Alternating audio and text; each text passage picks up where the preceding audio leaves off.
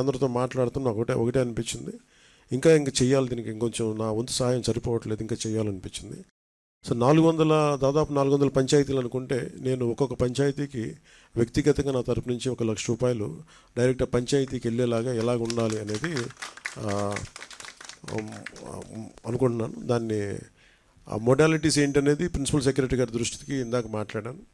ఇది డైరెక్ట్గా పంచాయతీలకు వెళ్ళాలి. మన ₹10,000 ₹25,000 ఎలాగా డైరెక్ట్ పంచాయతీ నిధుల్లో పడ్డాయో, అలాగే ఈ ₹1,00,000 కూడా ఇది ఎంత సహాయం అవుతుందో తెలియదు, కానీ కనీసం ఆ పారిశుద్ధ్య పనుల కన్నా పనిచేస్తే ప్రభుత్వం మీద కొంచెం భారం తగ్గుద్ది.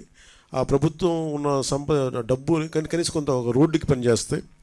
సో నా సైడ్ నుంచి నేను ఇచ్చే 400 పంచాయతీలకి ఈ ₹1,00,000 చొప్పున కనీసం పారిశుద్ధ్య పనులకు కొంచెం సహాయకారిగా ఉంటుంది అనేది.